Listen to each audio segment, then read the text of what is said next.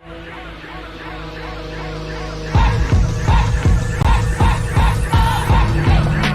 am all fired up.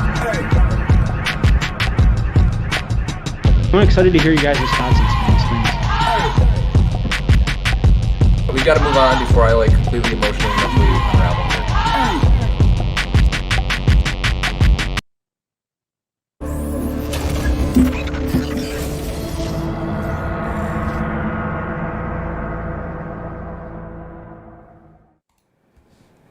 All right, welcome back for another weekly episode of RoundballRadio. It's been a hot minute since we've been with you, but I am your main host here, JT Cunningham. I'm joined by my co-hosts Dylan Gorman and Sam Hadler. How's it going, guys, after 6 months off? It's been great. I feel refreshed. I need that time off. Felt like a nice vacation. Rest of the windpipes? Yeah, I mean, it was kind of off-season for the NBA and also for ourselves. We took off a little early. It's kind of like Ben Simmons a little bit, I would say. But it's great to be back and great to have the NBA back. Sounds good. Sam, how are you doing? Also, yeah, I'm doing well. The last year's playoffs, too, was kind of there were so many injuries, and I don't know. It just, to me, I don't mind not talking about last year's playoffs because of what happened. I thought, Milwaukee had a pretty easy path, kind of a cakewalk once Kyrie and Harden were out. And so, I don't know. Hopefully everyone stays healthy this year and we kind of get back on track. I just know that both of you guys don't want to talk about the playoffs because you just don't want to talk about the Lakers collapse. Yeah, that's it too. Collapse? Strong. That's strong. First round bow out, right? Yeah, I mean, Davis and LeBron. You gotta give Phoenix a lot of credit. Yeah, you gotta give Phoenix a lot of credit, but yeah, definitely that sucked. AD again kind of got hobbled too during that series, so it was something we got. I just felt last year's playoffs were kind of a drag. Well, we won't talk about last year anymore. We're moving on. So the first thing we're gonna start with, and we're just gonna hit you fast and heavy here with some NBA offseason headlines that have sort of defined the offseason and really the start of the regular season here. And the first one that is the ongoing saga that just won't end is Ben Simmons, who has been locked in a complete stalemate with the Philadelphia 76ers.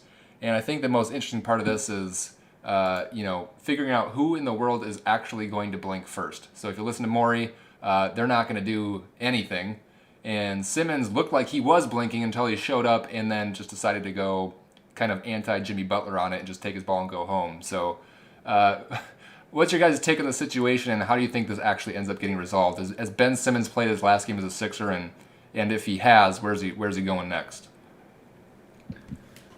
For me, every side of it is wrong, and it's been no fun to watch, and I would just love to see him on a different team, and it'd just be fun to have him have a new situation and then get some other players on Philadelphia. But I mean, it's just a big drama fest, and I'm kind of sick of hearing about it. But yeah, we'll see what happens. But it seems like nothing's going to happen soon.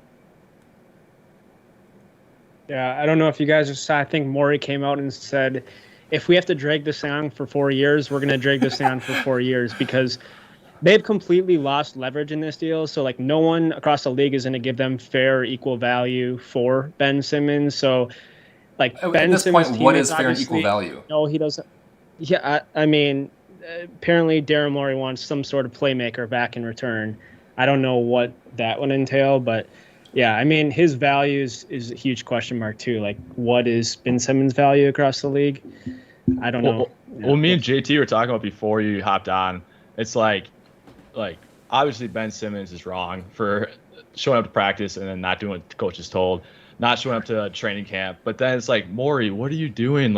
He had a decent value in the offseason. Why would you not make a deal? Sometimes you're not going to get that better deal. Sometimes you're not going to get that all-star value back. And now it looks like they can't even get reasonable value back, a starter back. I mean, it's just a mess. I mean, yeah. And then also, that his teammates don't want, he doesn't want to be there. So, that's got to be the most awkward situation coming into, the facility every day. Well, and he doesn't have to guess. I mean, Embiid straight up said he's not here to babysit him. And at this point, he literally said, at this point, I don't care about that man. How do you come back from that? Like, Simmons can't play for that team again. He can't play for Embiid again. They haven't talked. There's no mending these fences. Simmons doesn't want to do it. Embiid doesn't want to do it. Rivers seems like the only one who wants to do it. But, like, he said straight up after, and he claims he was misquoted, but they asked him if he could win a championship with Ben Simmons, and he said, I don't know. I mean, it's sort of like an unprecedented statement to make about a pretty star player that you don't know if you can win with him. And with how vicious Philly fans can be, I don't blame Ben Simmons one bit. Well, and that's what I was saying, like all sides, like Morey for throwing out like Chris Anderson trades to other teams, Ben Simmons for being dramatic, and then also for Doc for saying that after they lost. Like, that just tanks his value right there by itself. And I was like, what are we doing? JT, Malik Beasley, and filler for Simmons right now. Oh, for sure, no doubt.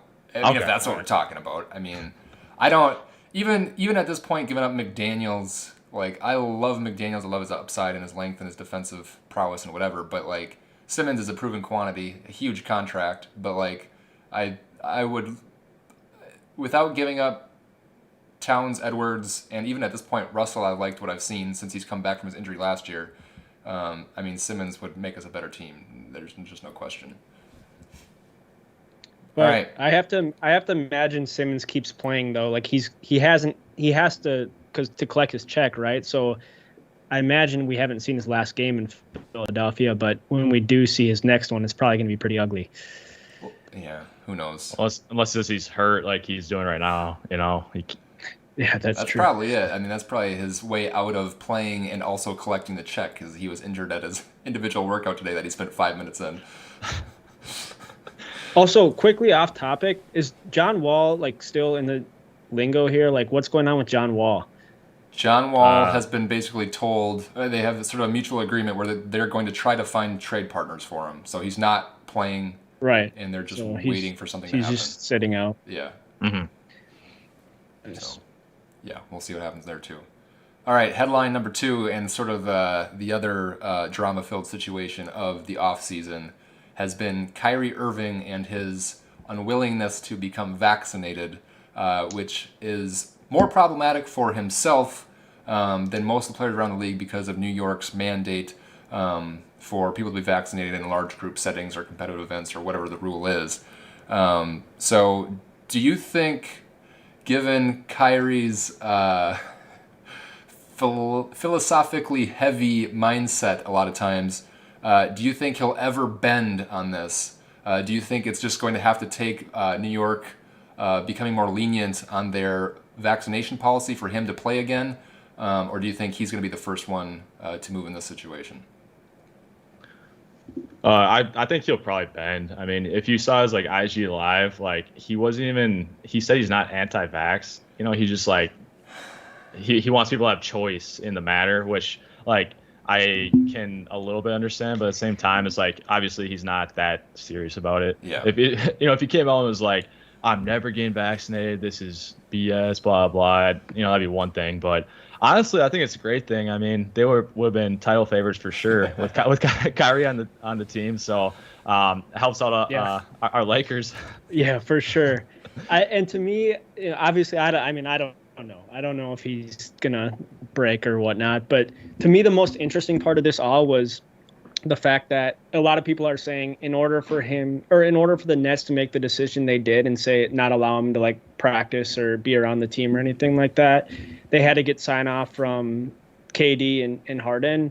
And obviously we know the relationship with KD and Kyrie. So the fact that if this is true and KD did sign off on this, I mean, that's like, that could be a huge breaking point too within the team.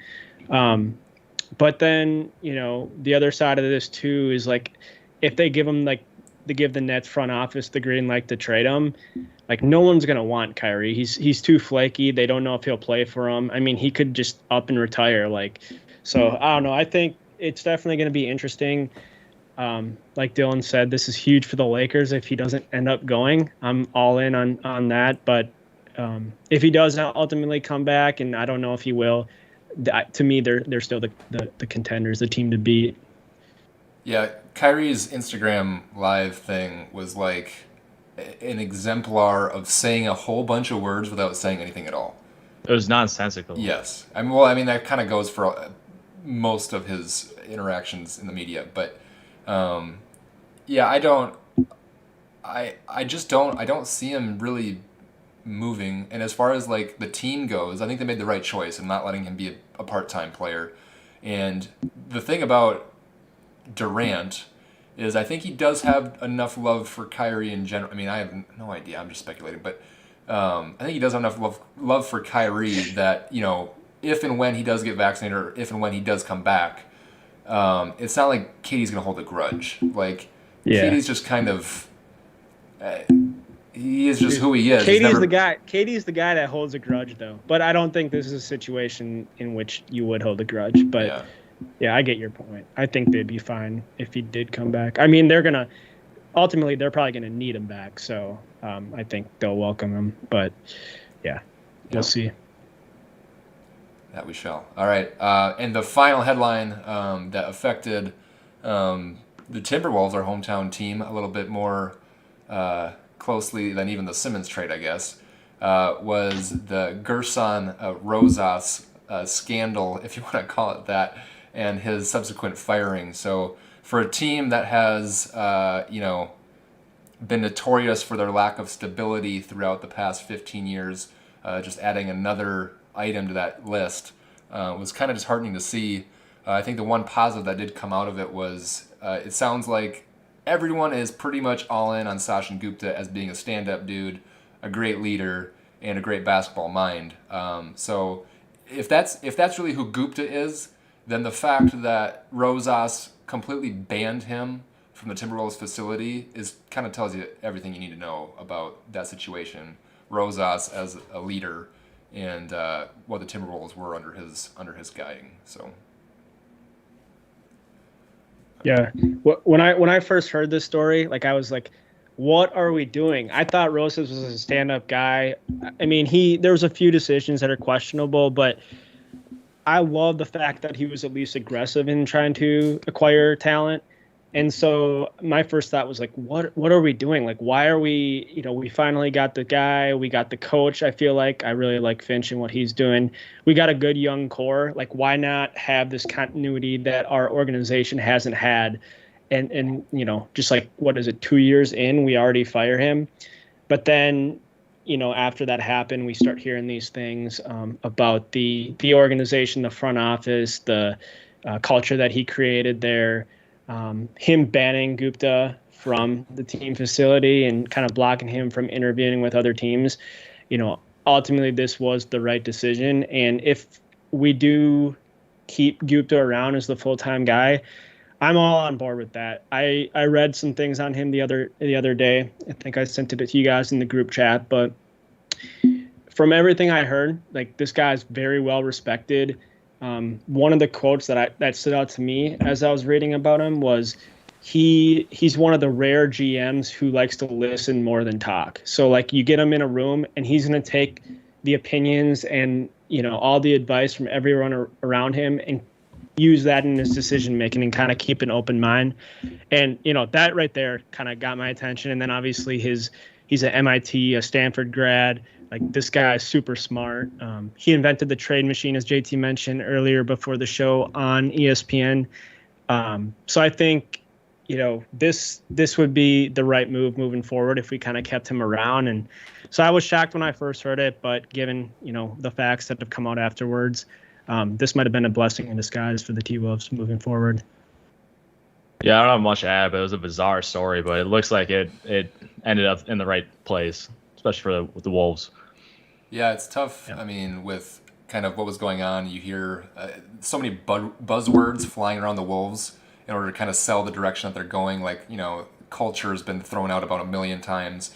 And one thing that's been kind of heavily attached to the Gupta takeover was servant leadership. But if that's something he really does, and that's something he believes in, and that's something that he preaches and practices, that's the kind of leader you want to follow, is somebody who's willing to step in and elevate voices and not necessarily shut them down out of some random desire for power. So I'm all in on Gupta. I hope he sticks around. I hope we don't make a change at some point, like, Laurie and A-Rod want to bring in their guy. If Gupta is really what he is, it'd be a mistake to let him walk. So I heard rumors of Elton Brand when the firing first went down, and I was like, I don't know about that. I don't know what makes Elton Brand so special, but I think he might have like a relationship with either A-Rod or Laura. But anyways, how do you guys feel? I know, Dylan, you didn't get to see the game yesterday, which is kind of a bummer, but how do you guys feel about like A-Rod and Laura early, in this process? I know Laura was courtside yesterday and had an interview with Marnie Gellner at like the middle of the first quarter. He seems like a great guy. I don't know. Seems like a Steve Ballmer type. Yeah. For me, I'm just really pissed off at the regional sports networks. I mean, it's just so annoying. Like, I can't get a game in Minnesota. Like, I'm paying for YouTube TV. I usually try to use my pay and Spectrum account, still doesn't work. But as long as they're willing to spend, like, that's all I'm looking for. I mean, it seems like they're top guys in their industries. So, I mean, they must have been doing something right. If they hire the right people, they spend the money, we'll be fine. And as long as they don't take away from Minnesota, I'm more than fine with them. Yeah, that's the one thing I'm worried about, is that they try to move us. Like, I don't know what stipulations were in the deal for them to when they become controlling owners. Like, I thought there was something that that said they had to keep them around, but I heard also that if we don't get like a new stadium or something, that they had there could be like verbiage within the contract that allows them, some loophole that could allow them to move. That was part of the controversy when that sale sort of became public, is that Glenn Taylor, in all of his infinite wisdom, came out and told everyone that, don't worry, I put it in the contract that they have to keep him in Minnesota. And then it basically came out that, like, the contract, you can't do that. And really the only language that's in the contract is that if they want to move them, they have to hire a board to review it. And at the end of the day, they could still do whatever they wanted. So they could move them if they want. I mean, it's always a danger. And owners always use the new stadium threat as as leverage in a potential move. And I think the saving grace for the Wolves is that Silver has come out and said, and I think it's true, that the NBA prefers expansion. If a team's going to Seattle, it'll just be a new team. They don't want teams moved. They don't want to rip teams away from fan bases. So, well, what the heck about the new stadium? Like, they just redid the Target Center. It's like really nice now. I don't understand that. Yeah, I like it. I don't have any complaints right now, I guess, but yeah, I mean, they put like $320 million in there to like renovate it. I mean, I think that's a decent amount. No, it's not. I wouldn't call it a dump at this point, but no, it's decent. Yeah. If we did get a new stadium, like, Minnesota sports is spoiled in terms of like their stadiums, because obviously US Bank, super nice, that's pretty new. Target Field, still really new. Mm-hmm. And then the XL is probably one of the best NHL venues as well. So if we were able to get like a new basketball stadium, that'd be crazy. I don't know, that'd be cool. Yeah, we'll see. As long as it's not tax dollars. Yeah. Cool. Well, I'm sure it'll be partly, at least. Yeah. What did they got? Yeah, they got the whole, like, I don't know too much about it. I haven't looked into it, but like, I thought a lot of the funding for the US Bank Stadium was through like the little casino things that they have at like bars and stuff now that you can use. I don't know. I haven't been in Minnesota for a while, so I haven't experienced this myself. But someone was trying to tell me this the other day. I don't know too much about it, but I thought that could maybe be like a source of funding for like a new stadium. Well, you guys don't seem to know too much about that. So. No, I think that was suggested at one point. I'm not sure how much funding actually came through that route. But I think even if that was an option, it's not like you can completely fund it with that. So right. I don't know. We'll see what happens. All in all, I think the Wolves are in a better place than they were a year ago at this point now. So we'll see what happens. All right, so on to the main event for today.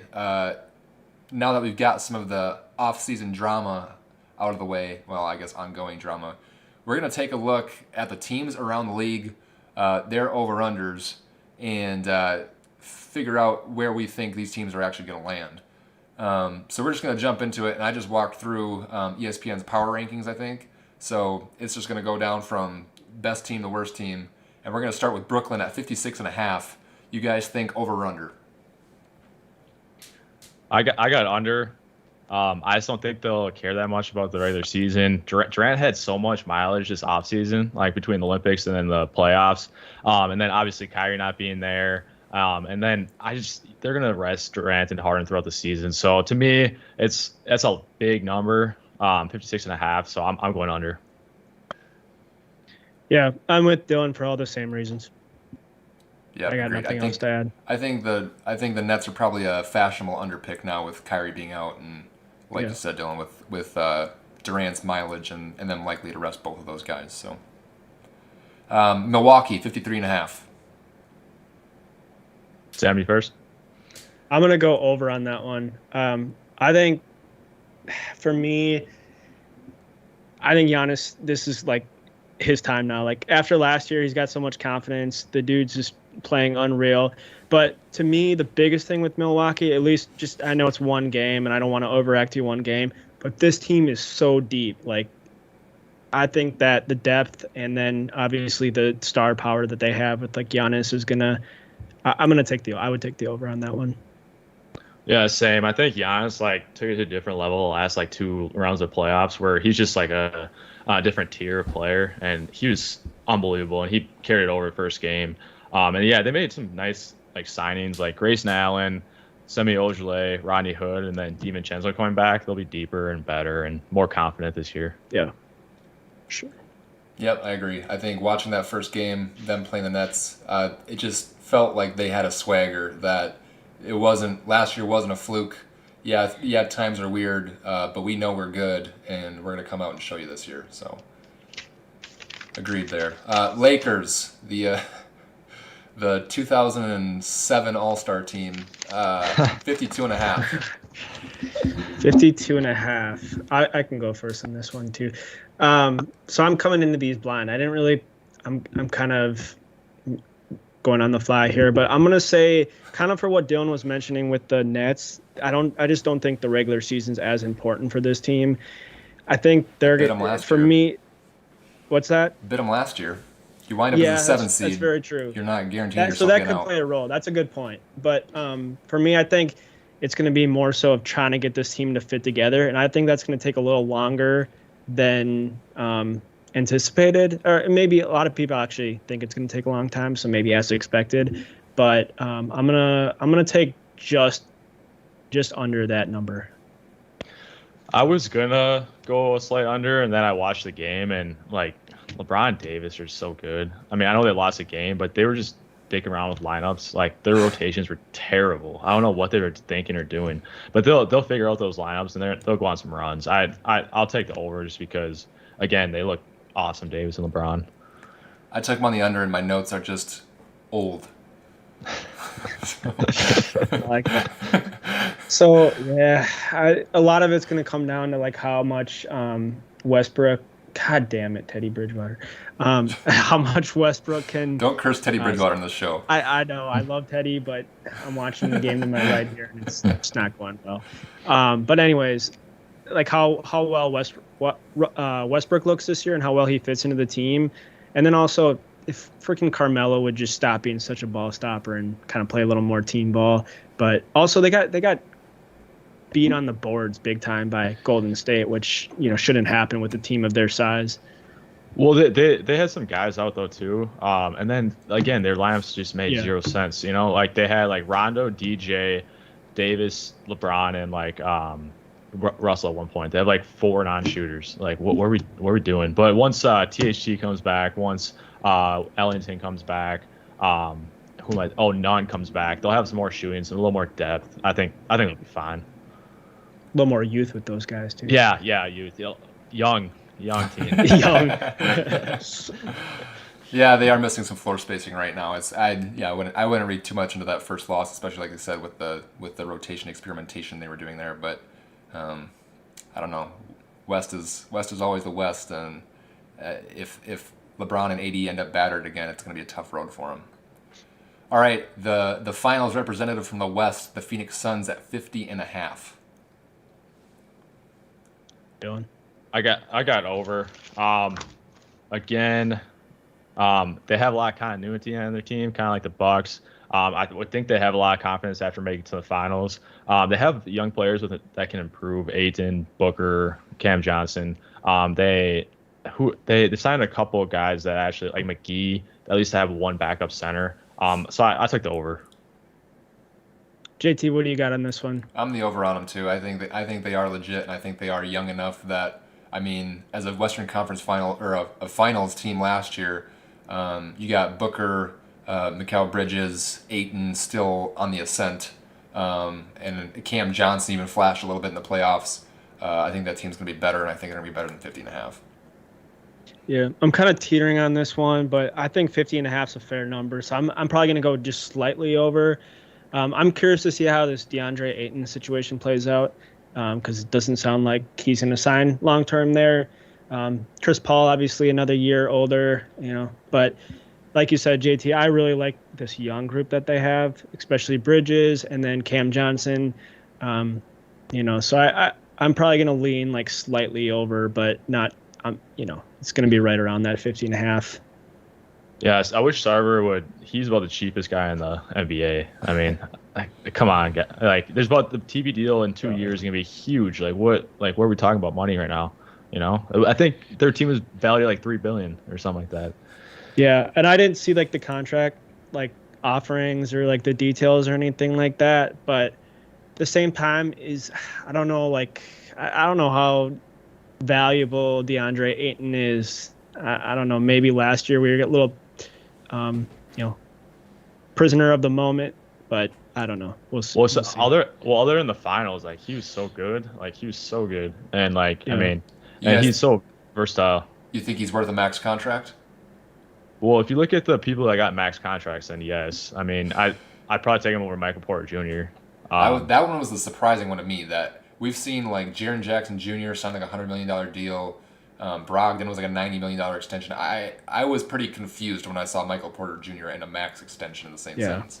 Well, I like SGA too, but he got max. I mean, Aiden's proved more in high stakes games than SGA ever has, obviously.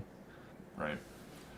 Yeah, it'll be interesting to see how it happens there. I kind of doubt that contract situation or that dispute will play much of a role in their season, but could be something potentially to keep an eye on too.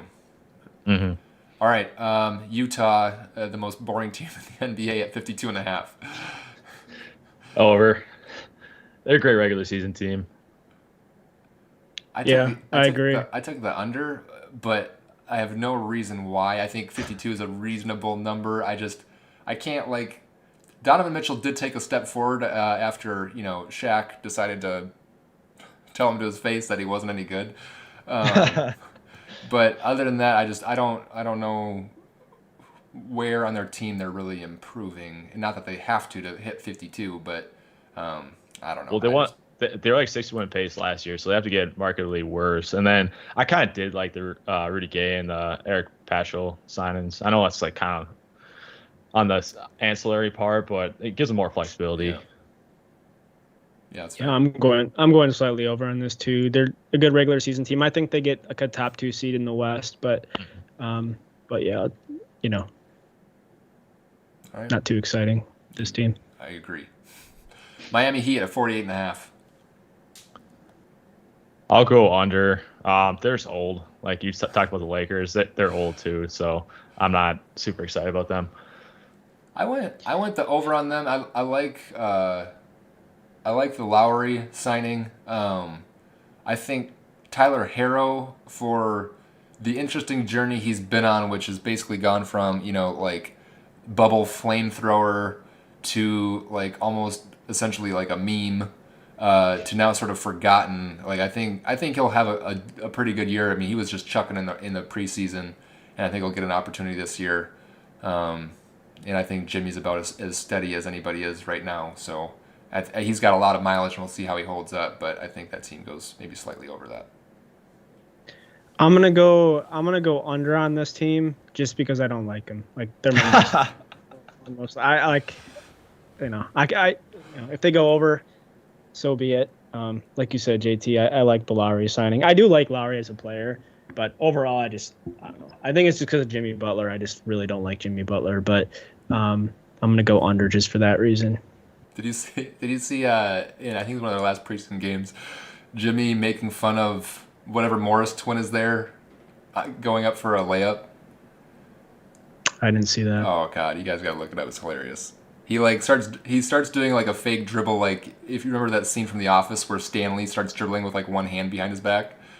It was sort of the same thing. So and Kyle Lowry's just like dying laughing on the court, and it was, I don't know. They look not to overuse the word culture or overvalue it, but I think that team looks like they're at least cohesive. So Hey, if I hear Heat culture one more time, like I'm just under just because of that. Heat culture. Yeah, Heat culture. Jesus Christ. I will say, I feel like the personalities of Lowry and Butler are very much alike. So it doesn't surprise me that they would gel. Oh, for sure. But it's just I just can't hear about it anymore. Yeah, no, I agree. I just don't like that team. I don't know. Loved them when LeBron was there, but not a fan anymore. That's fair enough. All right, so another West contender, the Nuggets at 47.5. I'll go over. Jokic is just offense on himself, and you play anybody in with him, and it's gonna work. And I think they have some young players that can improve, like MPJ, Morris. I just like the over. What's the number, JT? 47.5. I'm no longer in Denver. That's a big issue for him. I'm gonna probably say over two. This is another team that I think is gonna perform really well in the regular season. When do they get Murray back? I think that's like March. Towards the end of the year. It's way towards the end of the year, but yeah, I think they still have enough there. Obviously, they're big new max player in Porter, but yeah, I don't know. I like them this year. 47.5. Yeah, I'll take slight over on that one too. Hey, quick question. Did you say the Heat were 48? So it wasn't like 48.5? It was 48.5. Oh, okay. I thought you said 48. That's kind of weird. I'm going to take right on. Yeah. Look for the push. Yeah. Yeah, I took the under on Denver, but I wasn't real committed to it. I think the number's pretty good. I was just picturing 46, 47. So Did you take the over under on Phoenix, JT? Took the over. Okay. You took the over on Denver, Phoenix, and Utah? I took the over on Phoenix. Oh, you took the under on Utah. Under on Utah and the under on Denver. I love Jokic and what he brings, but I like we mentioned with Porter Jr., I don't quite see it there as him being like the sidekick of an upper echelon Western Conference team. So I just don't think they quite climb that high. But all right, Atlanta at 47.5. 47.5. That's a big number. I'm gonna go under on that one. Obviously a really good year last year. I don't know. 47 seems like a big number for them. But they do have a really good team. Obviously, good young core still. This was one of my favorite teams a couple years ago. And they kind of came to fruition a little bit last year, but I think they might have arrived a little early. And so that number might be a little higher than what I would expect from them. So I'm going to take a slight under on this one as well, but I wouldn't be surprised if they hit the over either, but I'm going to say under. I feel like I've been going so many overs, but I think it's kind of towards the top. I've been doing more overs, but I'm going over with them. I just love Trey, and then they're deep. And for a long regular season, they got a lot of like talent on their team that I just like. Yeah, I took the over on them too. Trey Young is for as much flack as Atlanta got for trading Doncic, before they ever suited up for their respective teams. I think Trey is making good on his end of that deal. And like you said, just so much depth there. I mean, Collins and Capella and Okongwu hardly even played last year. Their free agent signings from last year too. They got a good mix of young guys. DeAndre Hunter, Cam Reddish and their veterans too. It's probably about as deep a roster as we got in the league, almost, I'd say. Mm-hmm. Yeah. Also, for what it's worth, they're kicking Dallas tonight, so they're going to be 1-0. There you go. 1 win closer. All right. Yes, sir. The Sixers at 50.5. Oh, under. I'm taking the under on this. They did look good yesterday. Who they played? It was a yeah, bad there's team, a whole. wasn't it? Pelicans. God, who did they play? The Pelicans without yeah. Zion are a bad team. Oh, they're terrible. Yeah. Yeah, I mean, I'm gonna say the under. I don't know. I could see it going both ways, but with the whole Ben Simmons saga, I don't know how that's gonna play out. I don't know. I feel like the safe bet's on the under in this one. God, I can't. It's like so hard to like pick on that just with all the drama surrounding it. Like I like Embiid. I under, yeah. I think they're relatively deep. Obviously, Doc has like a good system in place, so I might just go like 51 with like the slightest over.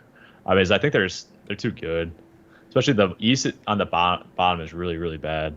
So, yeah, I took the under there, and pretty much the Simmons dysfunction was the only reason. But it's possible that that rest of that squad feels is a scorned lover enough that they're gonna go out and raise hell in the rest of the league. So. That could be a bad pick. I mean, Philadelphia's been a good team. They've been a deep team, and Embiid's so good. And if he stays healthy, then I think that's probably a good over bet too. All right, Dallas at 47.5. I might go over on this one. What did I go? Yeah, I think I'm gonna go over on this one. I think Dallas is going to be a lot better. They didn't play that well during the last year regular season. They started out a lot slower. It's not a great bet. I just mentioned that Atlanta's kicking them to start out this one, so it doesn't really bode well for me. But in saying that, I think they're going to start better this year. But I think they'll get off to a better start. I think Luka is, obviously one of the best players in the league. Pretty good supporting cast. They're not the deepest team, but I'm gonna say over on this one. Yeah, I originally had like a slight over, but I just kind of don't like their team. I kind of liked what you said earlier, Sam. You just didn't like the Heat, so you just so I'm gonna go under. Yeah, I don't like the depth on the Mavericks. I was gonna say I was looking at I didn't look at the Mavs roster the other day because I was thinking to myself, I'm not 100% sure I could name a single other player other than Luka on the Dallas Mavericks, and I still don't know that I can. You don't know anybody on their team? I don't know that I. Porzingis?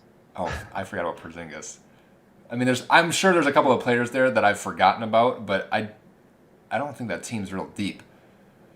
I think like they just have like no other like secondary like above average players. They have a bunch of like average players at the position. So I just get annoyed that like I feel like everybody kind of anointed Luka a little quick. I mean, he's obviously amazing, but I don't know. Seems a little quick. The people were saying like they rather have him than Giannis like last year. Giannis brings too much to the table physically. Well, he won two MVPs. Yeah. I mean, come on. Yeah, like, right. Like win one MVP first, Luka. Fair enough. All right, we got Golden State at 48.5. I'll go under. I don't know when Clay's coming back. If I knew Clay was coming back like beginning of January, I'd be all in. Probably go over. I do like the Bielitsa signing. I always liked him on the Timberwolves. It looks like Jordan Poole might be taking a step forward. But other than that, I know they beat the Lakers, but they just had a talent deficit. Yeah. And the Lakers are just messing around, and I just without Clay on there, I don't know how much I like that team. Yeah, same. I'm gonna go under on this one. I don't know that they did like a whole lot to really improve, and so for me, I think they're gonna be like in like the lower end of the Western Conference. I think to me. Oh, go ahead. I was gonna say, is that a high number for like their team? I mean, they were like a 500 team last year. Yeah, 47 seems high, especially when like Clay's still going to be out, so the team's not that much different from last year. And then I think they kind of know that they have Clay coming back in their back pocket. So the regular season too, as long as they get in the 6 to 8, I think they'll feel comfortable with that. Like there's no I don't think they need the push or anything more. But I don't know. I think 47 is a really high number for this team. Also, I love Curry. I don't know. Did you guys watch the game yesterday? The Lakers Warriors. Yeah. Totally unrelated to their number, but Curry looks freaking ripped this year. I don't know. Dude, last year he got ripped too. He did. He looks like he took it to another level this year. I don't know. It might affect his shot a little bit. Bring their win totals down a couple games. Dude, that dude's so good. Like I always am shocked how they play him. It's like God, I don't even know. It's like a high school player, that's like a D1 guy, like from Red Wing, where there's they triple team him at all times. It's like a varsity player playing the JV. Like I can't believe they guard him like that. Like that's how good he is. It shocks me every time. He is an absolute wizard with the ball in his hands. I mean, it's just nobody that matches his ability to shoot and his handle and his just court vision too. It's amazing. Well, and then his off-ball movement is unbelievable too. I mean, he's like to work off screens. Yeah, it's unbelievable. Yeah.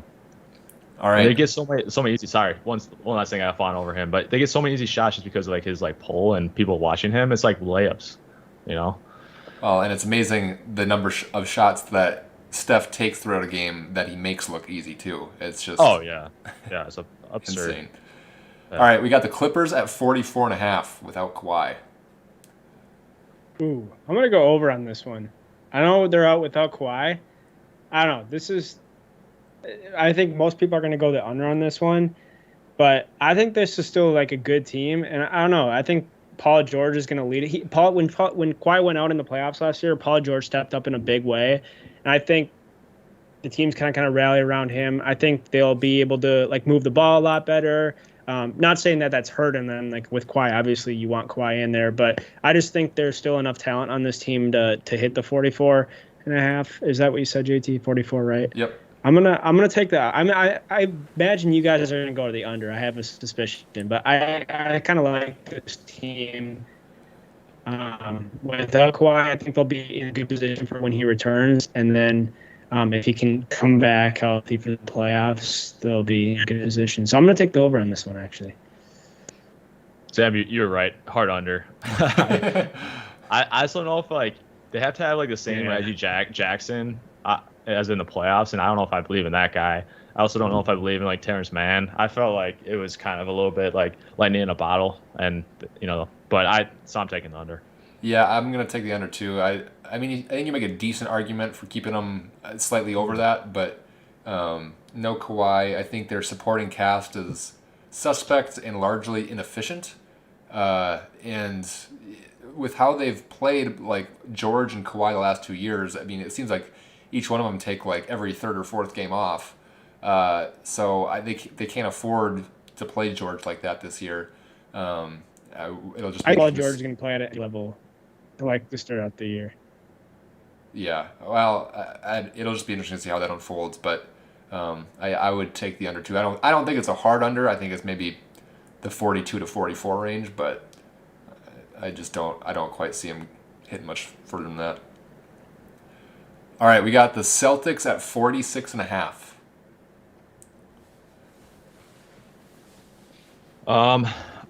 I'll take. What do you got? I'll take a slight over. I just like Tatum and Brown. I think they got a couple of good offseason signings. They got a little more playmaking, a little more defense. If Robert Williams stays healthy, I think they'll be pretty good. So I'll take the slight over. I took the over on them too. I think for me, in the East. You guys not hear me? No, you're kind of cutting in and out. You there now? Yeah. All right, can you hear me now? Yeah, you're back. Good. You're back. Yep. Okay. I don't know what was going on there. Sorry. Spotty Minong Wi-Fi. So I think for me, that's what. To me, this is one that I can see going. They're kind of like an enigma to me, with the new coach. I don't really like much of this roster beyond. I think though there is a chance for the over. If I think outside chance at MVP this year could be Jason Tatum. The way he finished last year in the playoffs, multiple 50-point games. Like I could see him having a huge year. Like a player who's been on the borderline of like star versus superstar years. He really hasn't taken that step. If we see him take that step this year, I could see this team going to over. But as of right now, just with too many unknowns, and to me, they're still an enigma. I'm going to go slider under on this one. See, I think I took the over just because I think Brown and Tatum are a top 3 duo in the East. And when you have elite talent, a lot of times that just wins out, and I think they're going to finish higher than 46.5. But I think if anybody's going to take that next step this year, I think it might be Brown. Tatum has been borderline elite for the last year or two, but Brown, nobody was shooting more threes in the preseason than Jaylen Brown, and he came out and hit 8 of them in the opener, and scored 47 points. 46, yeah. So I think Brown could take that next step, and I think they could be trouble in the East. I like Brown too. I'm with you on that, but I'm still taking the under. All right. Well, I think that actually kind of caps off the majority of sort of the playoff level teams. Are there any other teams and their over-unders that you would hammer one way or another on those remaining 15, 16 teams? What is the Knicks at? Knicks are at 42.5. I like the over on the Knicks. I think last year, I think they're going to prove last year wasn't a fluke. I like some of the additions with Fournier and Kemba added to the team that really didn't lose much. And so for me, I think that's a pretty safe over, to be honest with you, at 42.5. I think they're going to be, especially with like what you guys mentioned earlier and multiple times, the bottom of the East isn't particularly strong. And I think they're going to be one of the teams that is kind of consistent all year long. So I'll take the over on that one. Pretty much the only one though. Are we doing just overs or unders too? Anything you feel strongly about. Okay, so all like the bottom teams. Okay, so I'll just go through it. Cavs, Pistons, Pelicans, OKC, Magic. I would just hammer the under. Like I think all those teams suck. Like they're just bad, and they're like not only that, but like they're so young that I just don't see anything happening with any of those teams. And then the Wolves for the over. Hammer that over. Hammer it. What's that one at? Like 40? They're at 35.5. Okay. Yeah, I would take the over. After watching last night. But I don't know how watching last night, like how much of it is the Rockets are just going to be absolutely god-awful this year. They're going to be so bad. I told Danielle before that game started that if the Wolves win this game, I told her if the Wolves lose that game, we learn a lot, and if they win that game, we learn absolutely nothing. No, but I do think... Yeah, but the way we looks amazing, though. I will say that. Well, not only that, but like we never blow out teams, and we just blew out a team, and that's like the sign of like a good team is our blowouts. See, I wouldn't even say that. I think over the past few years we have blown out teams. The mark we've had some blowout wins. We always play our competition. We always do. No, what happens is, and like John Krasinski was talking about this on the radio today.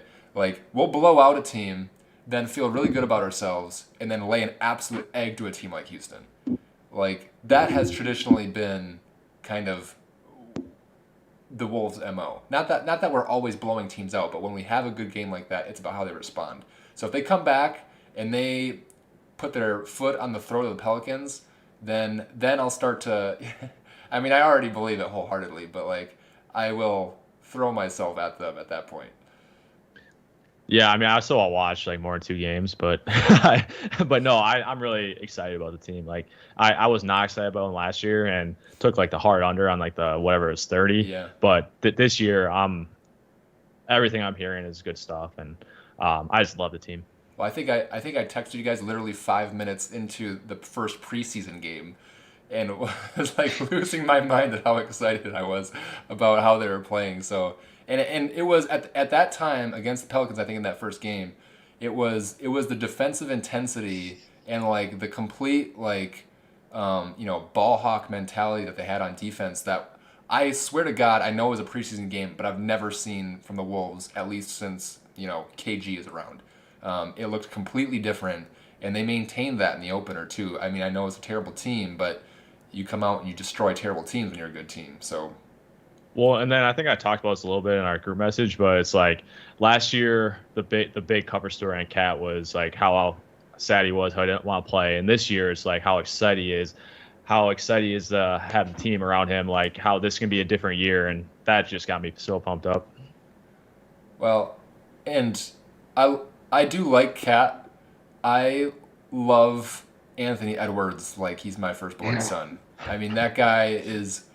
first of all, I've never seen an athlete smile as much in their sport in the game. Yes, in the game. The guy's always having the best time, and like... Did you see last night when he got hot and then the interview afterwards where they asked him about him calling a timeout for the Rockets?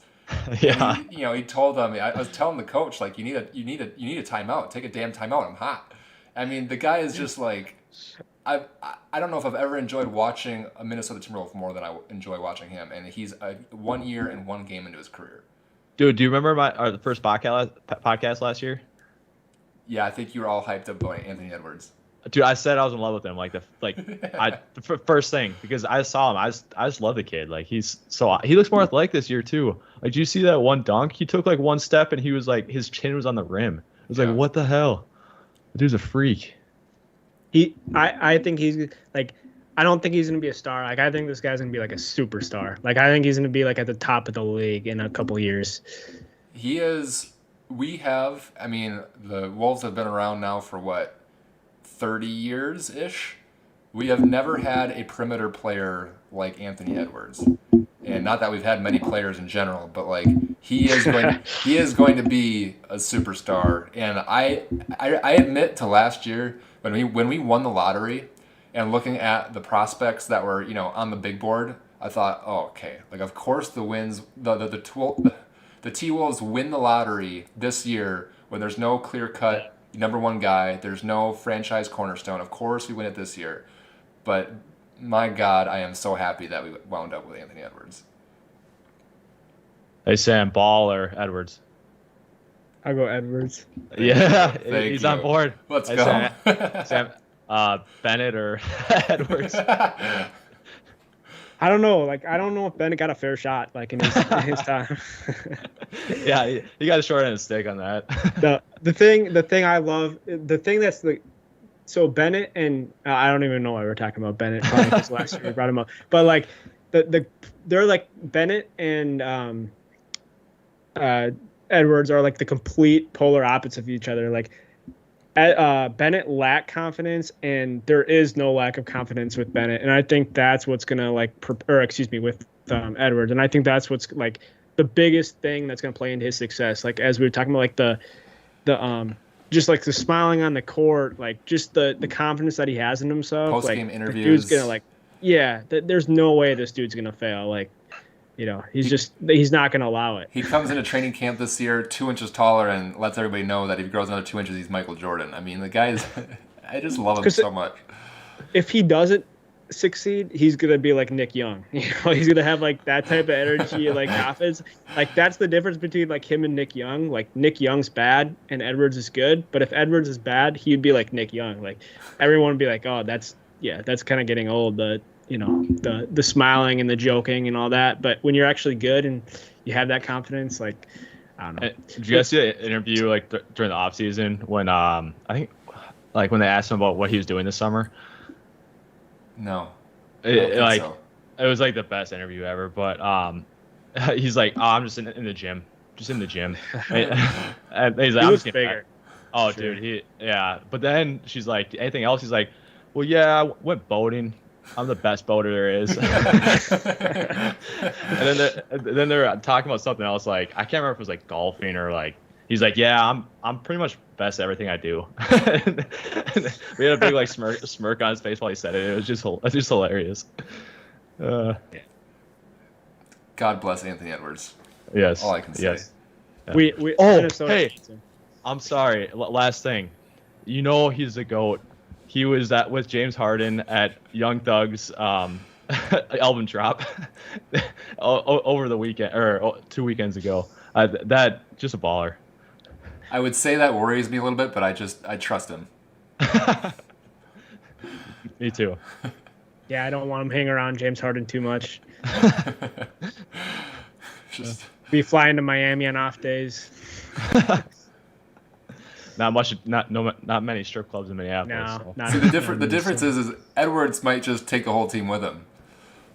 Yeah. Well, we'll see. I am so excited to see the development of the Ant-Man and the rest of the team. It's just it's going to be a fun year, I think. I hope. We're overdue for one in Minnesota, so. All right. Sure. Well, I think we're gonna wrap up our over/under segment with that, and we're gonna move on now. Oh, wrong one. To some of our top predictions for this year. In general, we're gonna start with let's start with kind of the least stakes here. I wanted to talk about kind of our predictions for Rookie of the Year, mainly because this was such a loaded draft class. You had 3 guys at the top who were generally lauded as number 1 caliber players in Cunningham, Green, and Mobley. And then you had a few guys go right after them in Suggs, Barnes, and Giddey, who are pretty well-rounded players that could play a pretty sizable role on pretty bad teams. So let's start with Rookie of the Year. Who you guys got winning that title this year? I'll go with Cade. I would have said maybe Green, but he looks so raw. Yeah. Oh my god! Like he looked like Edwards at the beginning of last year. Where he's just super athletic but raw. So I'll go Cade. High floor. JT, did you watch the game yesterday? Yeah. Last night? Yeah. Did you hear the commentator like right at the beginning of the game saying Jalen Green was the best player, like completely dismissing like Cade Cunningham? Like he's like, yeah, the Rockets got the best player. He was like a definitive statement. I don't know if you heard that, but I just thought that was kind of, I thought that was kind of like, why, unnecessary to say that early. But I'm with Dylan. I'm gonna go Cade on this one, not just because Jalen Green didn't look good last night, but I would have took Cade, if we at the beginning of the season. He's probably gonna be the best of the bunch, especially playing on a bad Detroit team where he's probably gonna have a lot of usage. Obviously, I know Houston looks terrible too, but Detroit might be a little more put together as well, which could help his case. But I like Cade in this one for sure. I am not a sexy pick, but I'm actually going to take Green, I think, and for the reason Dylan said, which was the Edwards comparison. I think it's going to take him a couple of months to figure it out. But I think there's a good chance that we see the same sort of development, after the All-Star break, where he comes in and they are, not that they're not already, but they're going to feature him heavily in the offense. He's going to get a ton of scoring opportunities, and he's going to put up some crazy numbers. I think it just depends on, I like Cade. I've never been like that in love with Cade. I think he's a really well-rounded player. He's a big, strong point guard with a lot of, obvious skills. I'm just not sure that it's going to translate immediately to like gaudy numbers in his rookie year. The one thing I didn't expect was Mobley to come out and for the Cavs to use him in the way that they did, which was off the elbows as a facilitator. He put up 17, 9, and 6 last night, and if he's going to put up those kind of numbers regularly, then I think it's going to be his to lose in that case. But we'll see. I think rookie big men, I feel like, tend to hit the rookie wall, especially ones as slight as him, a little bit more often than guards do.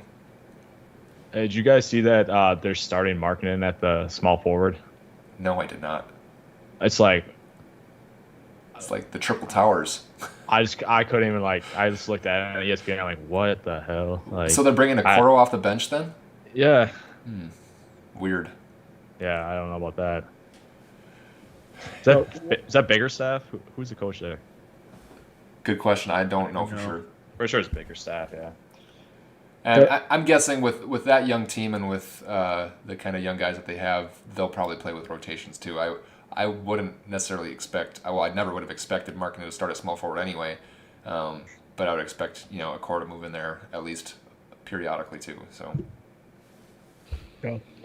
I want to quickly say too on the Green Cade thing.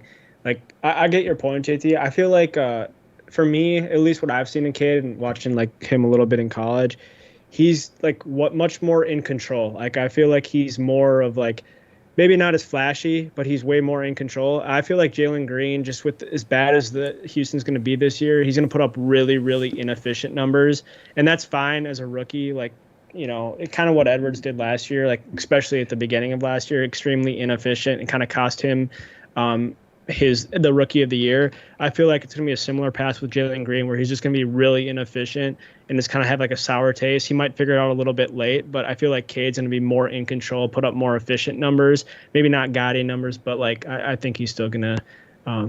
I think that's kind of why I'm picking him. Well, I kind of see like the LaMelo, Edwards like corollary. Yeah. So I think it's kind of end up like that. That would I've made that argument to myself too, where last year LaMelo was essentially ordained from the start, and I think Cade has been largely ordained as well. So I think any other rookie besides Cunningham has a hurdle to climb, right out of the gate to kind of overcome that sort of initial perception. But Ball was a stud though. I mean, there's no denying that. Ball was good. I think his first 2 months of the season were head and shoulders above anything else he had done the rest of the year. I just think he made enough of an initial impression where Ant's late run apparently didn't matter. But well, yeah, he was hurt for a month there. That matters. I know. I hear you. When he's not playing and Edwards is throwing up 25, 5, and 5 every game, I still don't get it. But call me a homer if you will, I guess. All right, so that's our Rookie of the Year predictions. Now, MVP. So who's going to take home the top individual hardware this year? Giannis, again, was the MVP last year. No, he wasn't. It was Jokic. Oh, fuck, that's right. Did Giannis win it the 2 years before that? Yeah, 2 years before that. All right, yep. Yeah. And Finals MVP. Yeah, he was Finals MVP. All right, yeah. Not completely losing my mind. All right, Sam, you go first. I don't really have I don't want to go like the sexy pick. There's a lot of you can go Luka, you can go Giannis again. I think Giannis has another good shot to bring it back. He's going to put up amazing numbers, and Milwaukee's going to be at the top of the East. So I think Giannis is a really safe pick. Like I said, I took the over on the Dallas. I think Luka's going to have a monster year. Dylan, you kind of alluded to it earlier. They don't really have a second true scoring option. He's going to have so much usage. He's going to put up amazing numbers, and if they win and they're towards the top of the West, he's going to be a tough guy to go. But I'm gonna you guys are gonna not agree with me on this one. I'm gonna get a lot of probably backlash on this, but I'm gonna do it because I more so picking with my heart over my head here. You guys have any idea who I'm gonna go with? LeBron. Don't say it's not LeBron or AD. If it's not LeBron, I have no idea who else is in your heart. All right. Let me give me 2 seconds. All right. JT, who'd you say, JT? De'Aaron Fox. No, God, no. But I think he's going to put him on. I hope he puts up monster numbers because I got him in fantasy. But no, this is a pick that's probably going to blow your guys' mind. I don't even know. I didn't look at odds or anything, so I have no idea where he ranks in this.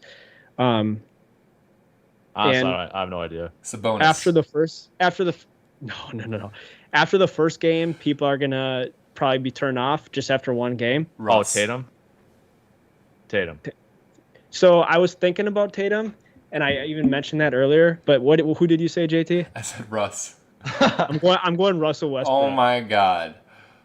And here's my rationale. All right. So I know. Yeah. Hey, but listen to this. All right. Can't listen. We're listening. I'm listening. All right, so what is he at? Like the last 2 or 3 seasons, he's averaged a triple-double, right? Two or 3 seasons. Yeah. He's playing on bad teams. Washington, Houston, they were not very good. I think obviously Houston was a playoff team, and I guess Washington was technically too. But towards the bottom of the conference. But this year, he's playing with LeBron James. He's playing with AD. I think this team's going to be at the top of the conference. I think he's got a chance to put up a near triple-double again. And listen, I think as the season goes on with LeBron at his age, kind of handling less of the workload, he's probably going to lean a little bit more on Russ. And then God knows if AD is going to stay healthy. But anyways, I think they're going to lean more on Russ as the season goes along. And if he puts up those type of numbers and they're winning, and I don't know, dude, and I'm kind of a homer pick. I never liked Russ, but now he's playing with LeBron. He's my guy because I have to roll with LeBron and his guys. So it's kind of like, that's why I'm saying I'm picking with my heart a little bit on this one. And I'm kind of just rooting for the guy. He's going back to his hometown team. He's one of the most criticized players in the league, and I've been super critical of him every year until now. But I'm rooting for this guy so hard, and I just want the Lakers to win so bad. And I know in order for them to win, he's gonna have to have a big year. So I'm kind of hedging my bets on that a little bit. But dude, I'm telling you right now, Russ might be in the running at the end if he's averaging a triple-double, and the Lakers are at the top of the West. I was hoping Russ would be our Kuzma we could agree on, Sam. or tell him to get out of town. Yeah, I don't want to. I have to have this guy have a big year because I know he's going to be needed in the playoffs. Yeah, I hope so too, but I think he's not going to do that. I know it's a crazy pick, but that's what I'm here for. I want to have a little fun with this one, and I'm going Russ. I could easily went the sexy picks, whatever, but I'm going Russ on this one. Russ has always been a frustrating player for me because he's always seemed... Yeah, everyone. Well, I just, I love how he plays. He plays hard every single game. And, I mean, he is out there trying to make plays for his team. The problem has always been that it has always felt like he is taking too much of the offensive share when he's got elite scorers around him. And I'm not going to say you're completely insane, even though you probably are. I don't think he overcomes sort of the perception right now that he's the third banana in Los Angeles, regardless of the numbers he puts up. But I do hope he succeeds. I think he does, though, because I feel like LeBron's the guy who would he's not going to say, "Hey, LeBron, I'm the guy. You step over to the side." And then LeBron always makes his teammates better, no matter what. Even I feel like he can even do that with Russ. He's got big contracts for Dellavedova, J.R. Smith, Tristan Thompson. The list goes on and on. Everyone who plays with LeBron plays above their expectations and kind of their talent. So to me, and I think to your point, JT, he plays hard every possession. I don't know that we're going to get that from AD and LeBron. I think at this age, they're going to have to take, well, I shouldn't say AD is not too old. He's 28. But I think LeBron's going to have to pick and choose his spots a little bit more during the regular season, where he can lean a little bit more on Russ to handle more of the workload, especially on a Tuesday night in Charlotte, when it's not on TV or anything like that. I feel like those are the types of game where Russ is going to really have his big triple-double type performances. So I don't know. We'll see. Yeah, I kind of see what you're saying, except that they everybody in preseason said it's AD's team now. It's they're trying to really build him up. You would have thought they would try to build Russ up if that was the case. And LeBron is it's his team. So I don't think I almost know he's gonna be a third option. So it's just hard for a third option. Unless somebody gets hurt, which is obviously very possible especially with older team like that. I gotta say, I don't feel great about it after the first game. I'll just say this, Sam. I don't know the odds either, but if you cash in that bet, you could make a lot of money, I'm sure. Ooh, I know. Throw $10 on it. I gotta look at those odds. Yeah. All right, Dylan, who do you got? I'm gonna go the exact opposite. I think Giannis. I like that. Yeah, he's just gonna be a beast, and their team's gonna be good. So I'm gonna go Giannis too, especially because the only reason I was holding back on thinking that he was the logical pick is because I thought he won it last year, and generally it's pretty hard for somebody to repeat as MVP. So I was like, I don't know about that. But now that I know he didn't win it, it completely changes it.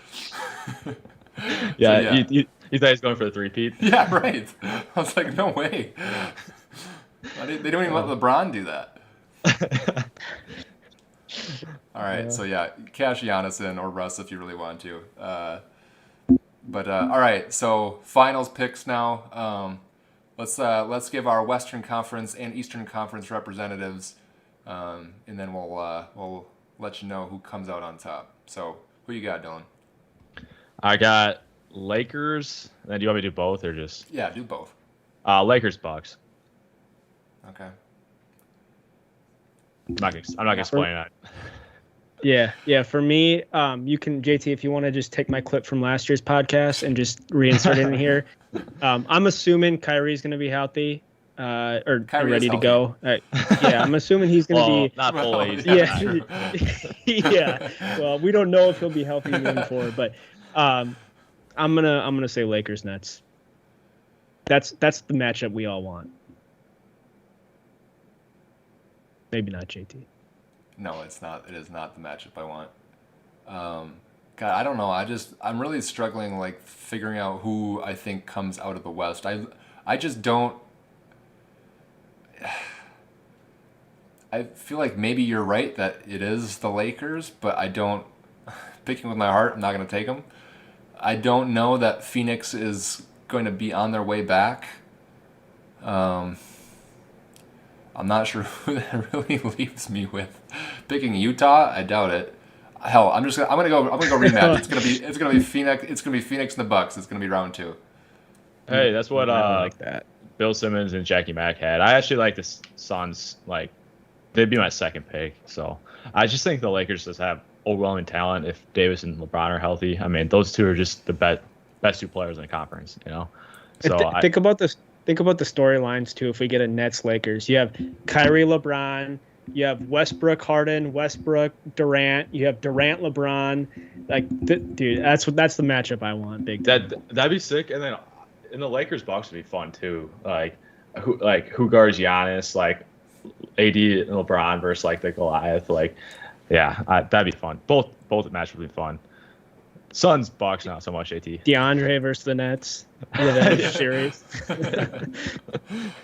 I don't know, man. For some reason, the West has always felt loaded at the top, and now it feels sort of like they're loaded in the middle. So who you got in the East, JT? I'm taking the Bucks. Oh, okay, Bucks. I just too many question marks around Brooklyn right now. I don't really have any confidence that Kyrie's going to be back. And I just think Milwaukee is behind Giannis. Middleton is fantastic. And they've got some good role players there too. I don't know. I see him staying at the top. Hey, yeah, JT. and I'm assuming Kyrie's going to be back. Otherwise, I'm taking Bucks too. I was going to say the Bucks are down 31 to the Miami Heat right now in the third quarter, so we might need to change our pick. I did like the Lowry signing. So Suns Heat. It's gonna be a hot finals. They might get John Wall too. I heard. I just looked it up. I saw it somewhere. JT says, "Hey, Heat Timberwolves." Dark horse. That's a dark horse, but we can't rule it out. Oh, hey, West is wide open. Who do you guys got winning it then? I'll take the Bucks to repeat. I'm not even positive that I don't really like the Suns even being back, so I'll take the Bucks. I took the Nets last year, but God, Did you take the Nets? I thought you took the Lakers. No, I took Nets over the Lakers. I'm pretty sure he went against the Lakers. Yeah, I know, and I can't do that again. That just feels too wrong. So I gotta go Lakers. LeBron needs to get one here. Yeah, I like Lakers. He's due. I don't know, man. I feel like you would pick LeBron as a title favorite every year. Because he was the best player in the league, and I'm not sure that he is at this point. So that's why I feel like you got to go Bucks. Blasphemy. He's still the best player. You think he's still better than Giannis? Yeah, Giannis, give him a run for his money, but I'm still taking LeBron. Because I don't know. I think LeBron's. So I think people. Let's not forget the fact that if Kyrie and Harden were healthy last year, Nets win that series in like 5 or 6, especially the way the first 2 games went. And that was with a hobbled Harden. So this would be a whole different conversation regarding Giannis. I get that he finished the job, but I mean, I think he did go up a level though. Like he really he did, but yeah, like there's a huge confidence boost for sure. Yeah, 50 and closeout, 50, 14 and whatever 6. Like that's legendary shit. Yeah. They defended him so poorly though that series. Well, they didn't have the right personnel. But I mean, still, it doesn't matter. Personnel? That's the thing. Like, there's not really a good. Well, actually, the Lakers probably have the best like personnel to guard him. But it doesn't matter who you're playing. If you're in the finals, putting up 50 points, like it doesn't matter. Like, agreed. All right. Well, I think that puts a bow on our predictions for the year, and we can revisit next October or maybe even right after the finals or something and see how we did.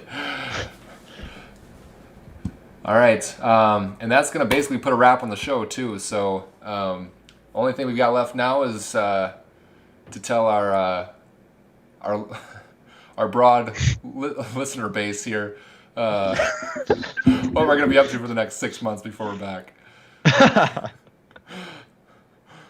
Okay, I got 3 things. One, I'm going to a haunted house next weekend. You guys want to go? Sure. Yeah, sure. I'm in. Okay, cool. That's number 1. I'm really excited for that. 2, I know I said this in a group message, but I got the Kevin Garnett Timberwolves Top Shot in my pack. I was really excited about that. 3. Oh, Meg got Rip Hamilton. Well, I know, but is Meg really taking ownership over her collection, or is it mostly yours? I told her like I'd buy every card from her, but she's actually like, no, I want them, and she actually made more money than I have so far. But I also haven't sold anything, so it's easy to say. yeah. And then at being the number 1 Young Thug podcast, he has had an album come out. If you guys want a album that you can listen to on a Sunday afternoon while you're just chilling and hanging out, or if you're in a kind of melancholy mood, it's a great album for you. It's not as usual stuff. It's more of a campfire rap. So what in the world is campfire rap? So he has a guitar, like slow, like soft, like guitar, like drumming in most of the songs in the background, and then he's like just rapping about stuff. So is this like when B.O.B. told us he was going to drop his rock album? No. Did you guys ever listen to Beautiful Tiger Girl? No. Okay, well, it's like mixed between that and then like except he's rapping more. Like Beautiful Tiger Girl is more abstract. Like this is more like rapping. So I'll check it out. I'll check it out and give you a review on the next podcast. I will send over 3 songs and you can listen to them and then tell me what you think. All right, sounds good. Sam, what do you got? I mean, I don't know. I don't really have much. I don't know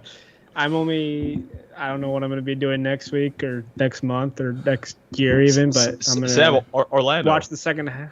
Oh yeah, Orlando. I'm gonna watch the second half of this Broncos game and then probably gouge my eyes out afterwards because I'm just getting sick and tired of watching this team play football, especially offensively. So outside of that, I don't know. I don't really have a whole lot else. I mean, I got a lot going on, but nothing to share, nothing too exciting. JT, how about you?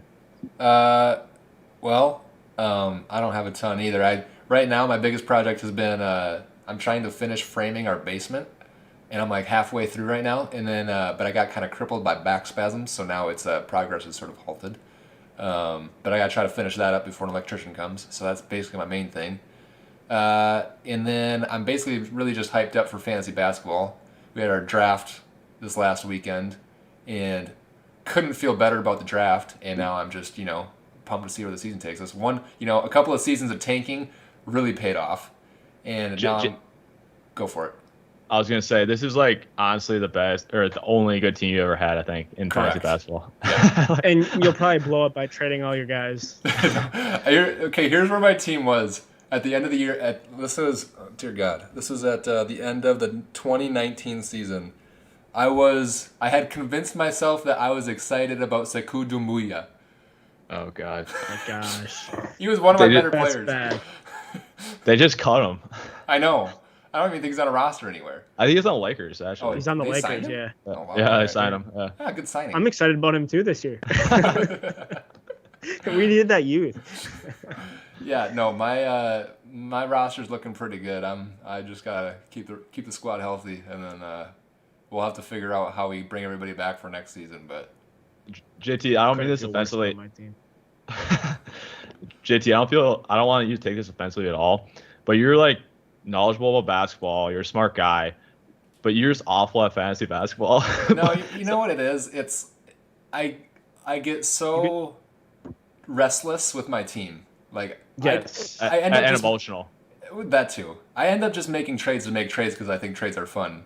And then I also I've always been, the Wolves have conditioned me to look, if I'm going to look forward to anything, I'm looking forward to the draft. So I've basically just traded good players for draft picks for years, and I'll probably never stop. So No, your team is legit good. Like, yeah, I like my team, I like Leach's team, I like your team. Sam, if you didn't have so many guards, I'd consider your team. But I finally traded Simmons, which, I got a center, but yeah, I got I don't understand. Okay, you need to explain how that happened. We have 14 roster spots, and you end up with 10 point guards. I don't understand. Sam, Leach came into work and was like, "What was Sam doing?" I kind of like right after the draft, I asked myself that same question. But at the time, like when I was in there, like I was just taking best player available, and like Simmons and Westbrook were just to me like above, like head and shoulders above, like who I could have got there in the front court because all the guys had been picked over. So it would have been like, I don't know, it would have been like.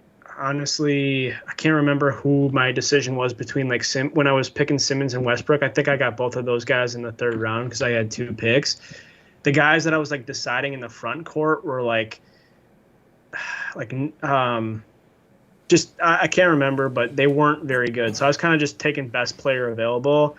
And then the 4th round came around and the best player available was a guard. And then the 5th round, same thing. And then I just got too far in. I was like, shit. And then I was like, damn it, I don't got anyone. I always do the same thing as that, Sam, except for this year. And I went for like more of a fit, especially as that's so many guards on my team. And I was like so mad at myself. I took LeBron. But then like he was so good the first game, I don't feel as bad. But like I should have taken Steph or Harden. Yeah. But I didn't realize that Beal had eligibility at forward. So I bad pick. That was my worst pick I ever had in my life. I was actually not happy about it. And then the only power forward that I was going to take in between all those guards I took in the middle rounds was John Collins, and he went the pick right before me. And so that screwed me over. And then there was like literally no one left other than like when Ben Simmons and Russell Westbrook are still there, I feel like you have to take those over a guy like, I don't know. I want to say I ended up getting Nurkic, but maybe that was one of the guys I was deciding between. But maybe he fell to me in the next round. But there's just slim pickings as far as like big men go. So yeah. I could have got like Wendell Carter or something like that. I don't know. Yeah, that was an interesting draft. I had no idea how it was going to play out. So I was still debating between Jokic and Giannis up until that first pick. And then I had no idea where Steph and Harden and Towns and Tatum and LeBron and all these guys were going to fit in the mix. And then it was front court heavy right away. It went Giannis, Jokic, Tatum, Towns, Embiid might have been in there right off the bat. Yeah. So it was, I think people saw that same thing where guards were deep, front court was not, and you had to go in there and get somebody elite while you had the chance. So. Yeah, and based on my keepers, I knew I had a draft front court, so I was really hoping one of the guys that I wanted fell to me. Either, I know Giannis wouldn't, but I was hoping like Towns or who's the other one that you mentioned? Jokic. I was hoping like one of those two just fell to me. Instead, I got Embiid. He was like the only like big I could take. Still really not feeling great about signing him to like 3 years just because of his injury history and, but he's still a stud. So, yeah. But I got Gobert in a trade, so that kind of helps a little bit. Yeah, that'll short up for the season for sure. But all right. We'll see. Well, The last thing I had to mention was I was supposed to give Jack Struess a shout out because he thought he was degrading the Timberwolves by predicting a 500 season, whereas he took the over. He was trying to like give me shit for it or something, but I'd take that right now. If you told me 500, I'd be like, yep, awesome. Mission not accomplished, Jack. Sorry. But that's going to do it for us.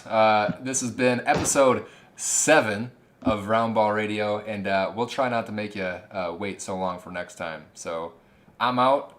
We're out. See you guys later. Peace.